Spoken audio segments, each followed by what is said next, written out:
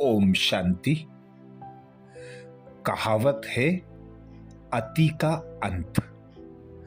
जब किसी कार्य की अति हो जाती है तो उसका अंत भी सामने दिखाई देने लगता है।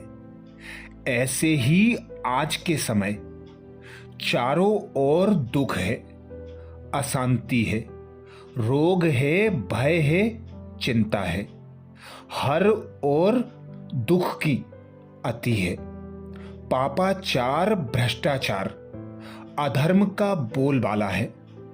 इसीलिए अभी समय कह रहा है कि अब अति है और अति का अंत भी दिखाई देने लगा है। आज मानव इतिहास के ऐसे महत्वपूर्ण मोड़ पर जा पहुंचा है जहां एक ओर उत्थान की अनंत सीमाएं व संभावनाएं हैं, वहीं दूसरी ओर समूल विनाश की भी पूर्ण तैयारी हो चुकी है। विज्ञान और तकनीकी की प्रगति विशेष मस्तिष्क वाले मानव के हाथ का खिलौना बन गई है। उससे मानव को ऐसे बारूद के ढेर पर लाकर खड़ा कर दिया है कि किसी भी समय विस्फोट हो सकता है। चारों ओर हम सुन रहे हैं, युद्ध की गड़गड़ाहट है।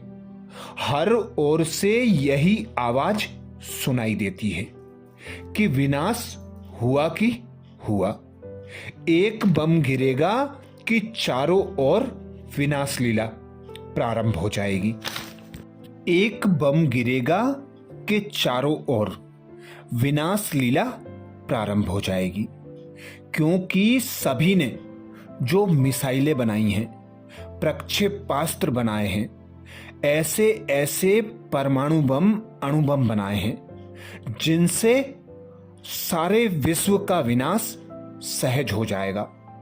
तो अभी हम ऐसे मोड़ पर खड़े हैं जहां हर बात की अति दिखाई देती है, क्योंकि 4 युग होते हैं, सतयुग, त्रेता, द्वापर और कलयुग। हर युग का अंत अति से हुआ है। तो अभी हम देखते हैं कलयुग की अति हो गई है, कलह युग की अति हो गई है।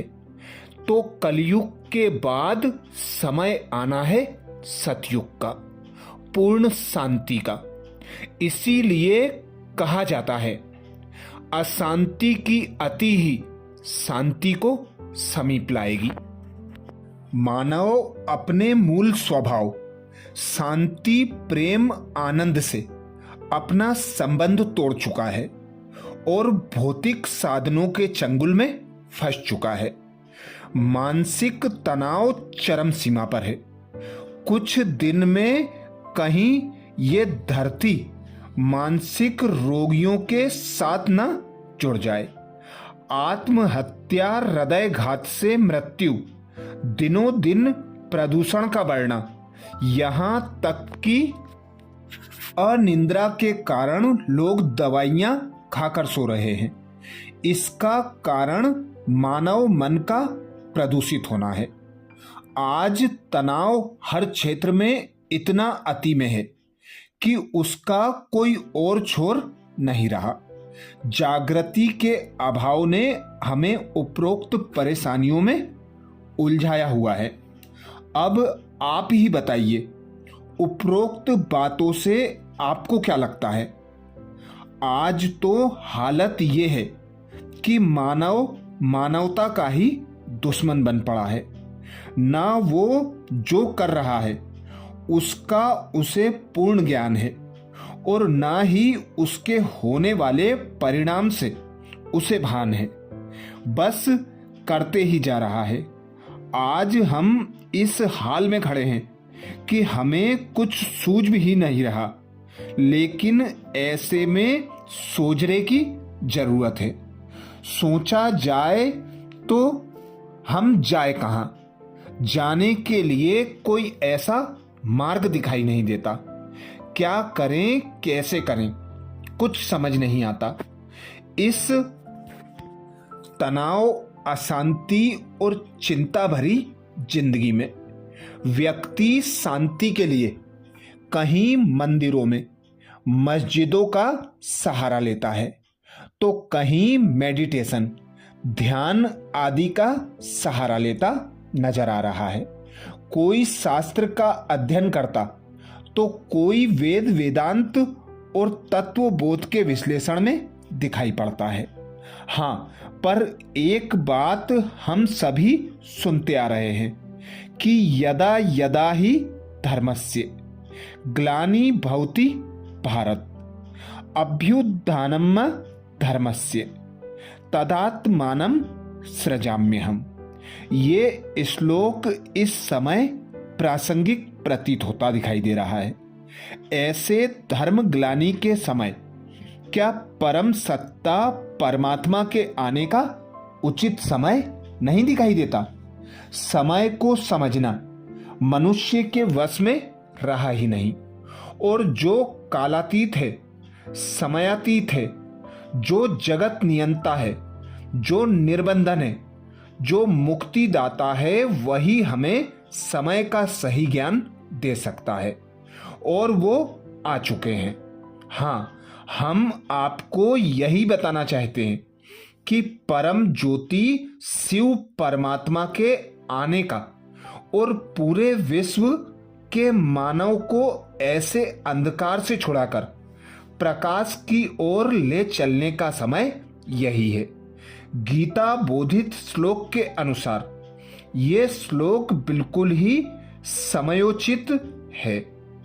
परमात्मा पिता शिव इसी कलयुग के अज्ञान रूपी अंधकार में आते हैं, जिसको हम शिवरात्रि के रूप में मनाते हैं। जब अंधकार है तभी रोशनी की जरूरत पड़ती है, इसलिए उनके अवतरण की याद में हम इस त्योहार को मनाते हैं। इसलिए निराकार परमात्मा के कर्तव्य रूप में हम गाते भी हैं कि वो हमारा माता पिता, शिक्षक और सद्गुरु है।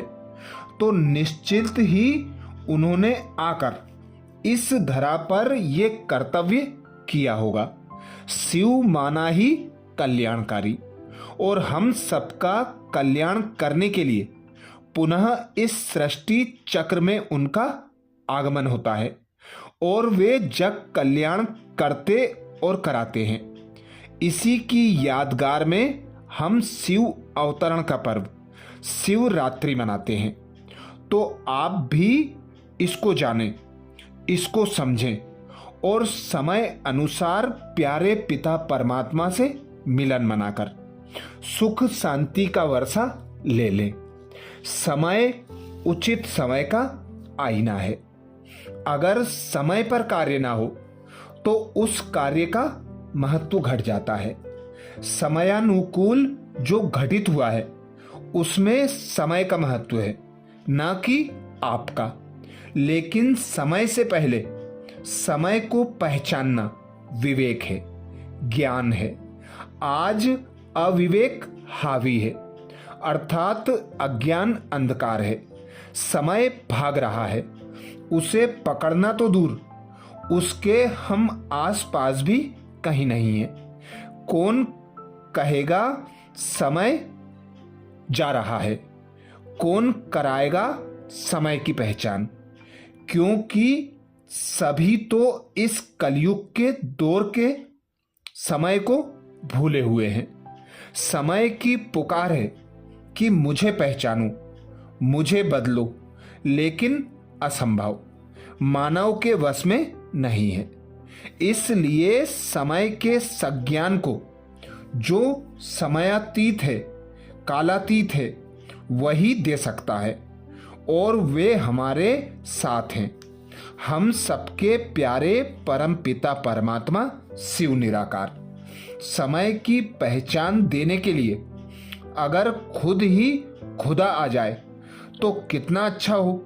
और खुशखबरी ये है कि वे आ चुके हैं। जागो मानव जागो, आंखें खोलो, समय को पहचानो और मन इच्छित भाग्य पालो। माननीय प्रधानमंत्री श्री नरेंद्र मोदी जी भी कहते हैं, हमारा शरीर संपूर्ण प्रकृति को दर्शाता है।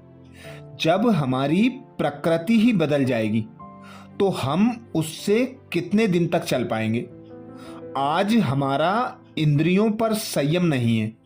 संपूर्ण प्रकृति का नियंत्रण हम कर सकते हैं, किंतु इसके लिए स्वयं को समझना होगा। समझने के लिए स्वयं को समर्पित करना होगा उस आस्था में, विश्वास में जो ईश्वर के साथ ही हो सकता है। अरे शरीर तो एक साधन है परम शक्ति को अनुभव करने का। इसी को आप असंयमित होकर नष्ट कर रहे हैं। परमात्मा से योग हमारी शारीरिक मानसिक क्षमता को बढ़ाता है, हमारी विशेषताओं को विकसित करता है। बस इसके लिए सत्य ज्ञान की आवश्यकता है। अब हमारे पास ना ही ज्ञान है ना ही अनुभव, इसलिए कठिन लगता है। अरे यह बहुत ही सरल है। जैसे बीज में वटवृक्ष है, वैसे ही हमारे अंदर नर से नारायण बनने की असीम क्षमता है। परमात्मा से योग ही हमें नर से नारायण बना देगा और वह संभव होगा राजयोग से। ऐसे ही दादी जानकी जी ने विशेष संदेश दिया। आज चारों तरफ एक ही लहर है कि कोई हमारे मन को तसल्ली दे, कोई हमें प्यार करे, कोई हमारी भावनाओं को समझे। हमारे दिल को चैन और आराम देने के लिए दिलाराम परमात्मा शिव अब इस धरा पर अवतरित हो चुके हैं। मैं चाहती हूं कि सभी उस दिलाराम परमात्मा का सुख लें। अब वो सुनहरी घड़ियां हम सबकी नजरों के सामने होंगी, क्योंकि परमात्मा शिव के आगमन से नई दुनिया का आगमन निश्चित है। भारत देश पुनः देवभूमि और धन धान्य से संपन्न होगा, जहां सुख शांति और संपत्ति के अखुट भंडारे होंगे। ऐसी स्वर्ण दुनिया का शुभ संदेश जन जन तक पहुंचाना हमारा कर्तव्य है। हम इस परमात्मा शिव का शुभ संदेश सबको दें। ऐसी दादी जानकी की सबके प्रति शुभ आस है, शुभ भावनाएं हैं, शुभ कामनाएं हैं। अच्छा, ओम शांति।